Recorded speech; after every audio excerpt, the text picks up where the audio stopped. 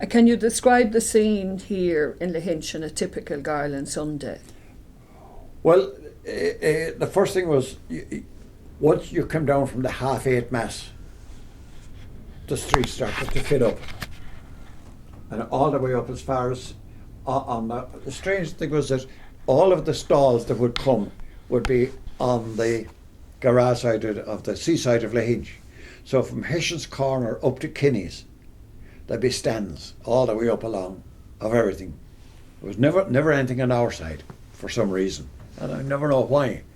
But on the evening before, we would have put out markers to some of the people who would be coming to the Guilin Sunday, hawkers as they were called.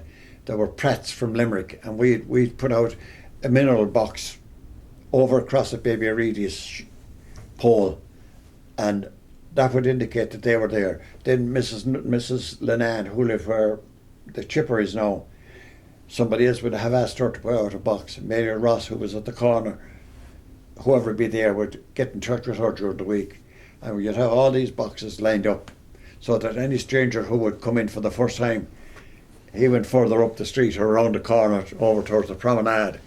And as I say, come 11 o'clock, the place was a hive of activity. The trains came in, and they went slowly through the procession, go down the street. Everybody was walking up and down the street all day long.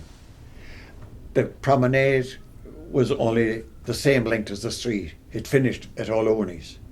So those who went over onto the promenade for a walk, that was thronged as well. There was just people in mass everywhere. The beach would have a reasonable amount of people. People coming by train would be coming to the beach as well as Garland Sunday and going down there. But it was a special day for all of the local community, all of the farmers and others of Lahinch who had nothing else to do. That was their day out. And it was often said, people would say to one another, "We'll see you Garland Sunday." That was a common expression. And did you ever hear it referred to as Garlic Sunday? Always Garlic Sunday. There was different. The name Barney Higgins then said the Ireland used to come in for lunacy. You know, and the Irish interpretation of it would have been another story, I think. Yeah, Donna Crum Dove. Lunacy was Anglican, and it was called lunacy throughout Ireland, and there was a lunacy assembly in many parts of Ireland. But the Gaelic Sunday, or the Garland Sunday, remained the only one intact. I don't think there's another in the whole of Ireland called Garland Sunday. And I think it's the link between that and St. Bridget's Well that held it, rather than the commercial lunacy pagan custom of gathering. The rounds were. We had one family who used to come up. We had two families. We had one family who came from Limerick, Reddens, and we had our own cousins. That's people from Rowan, who came in pony and trap, and they would be allowed to put their pony and trap into Flanagan's yard. Now they came and they'd have a meal with us, and then they'd hit for St. Bridget's Well. And they came back and they did maybe an hour or two on the street, and come 6 o'clock they'd have a cup of tea and leave for home. The Limerick people were taking 3 to 4 hours, I think. Rowan, it took them nearly 2 hours to go down with the pony and trap. They went to Corofin and into Rowan, not by Ennis. The Garland Sunday hawkers, as we'll call them, became known to all of us. They were regulars year after year, the same people. And what did they sell, or what kind of amusements did they have? At the very corner, Hessian's Corner, there was a rifle range. Fella had a 7-foot long counter, and he had 2 guns, and he had 2 targets in the back wall there, and you pellet guns there. The next stock was a fella with jewellery. He had a black rug, jet black type, out over the thing. It was about that height of stand, and two of them stood there selling jewellery. The next stall up at Bakery was a spin the wheel fella, lucky numbers, and he had all sorts of crockery and different things for sale, or you win as this, you could set a set of Delft. Would you buy a ticket for that You one? bought a ticket for 3p, and you spin the wheel. Now, he was possibly collecting maybe up to £2 or more with his ticket. He had to sell the full line of tickets before he'd spin the wheel. In other words, he had to take in £2 a time. Whatever, I don't know, but I'm saying you figure loosely of £2. He'd have to sell £2 worth of tickets, and then his price would maybe be £1, £2 or £3.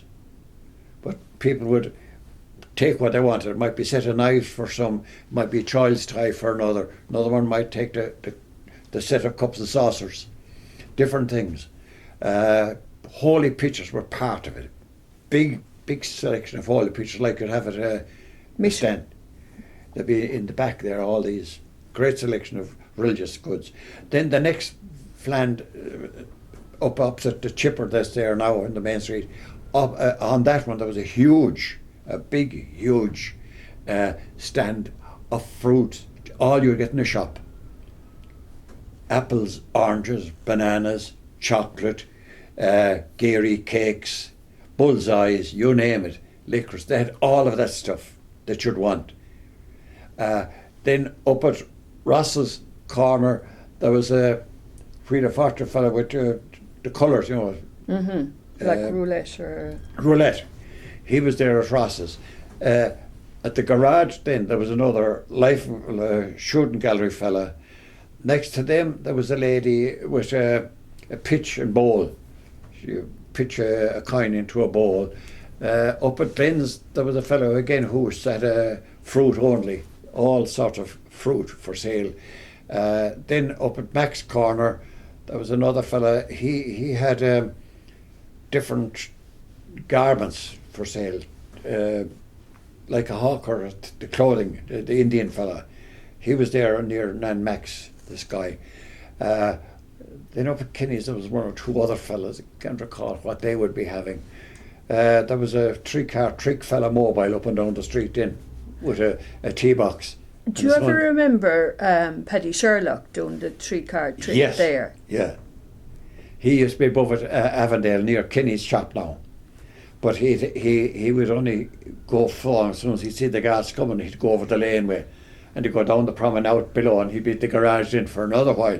And when the guards were on their way down again, he was gone. But did you ever hear him telling stories? Huh? Did you ever hear him telling any stories? No, I did not. I heard him on radio years later. Yes. Yeah, I heard him on the radio. He was on BBC as well, yes. Now, there was the strong man as well, I believe. That's right. He was usually there around Agimarlands. He was in the laneway there. He had his stuff inside in the laneway. But he had a cartwheel and he used to balance a horse cartwheel in his chin. Put himself up like that. He'd lift various weights. But this was to me and to all of us young lads, this lifting of the cartwheel and balancing on his chin was the act of the day. He had other stuff, different weights that he used to live in. He had a sack of sand of so much weight, and he'd lift it up with one hand and hold it up. Then he'd put he'd lie himself down on his back, and he'd have a bottle, and you could hit him as hard as you could with a pint bottle in the chest.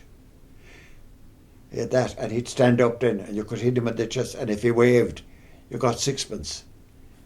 And I remember big lads trying to, and no good. He was solid. Then there was further up there was a fella there who used to do the bed and nails and that sort of stuff. They would come and go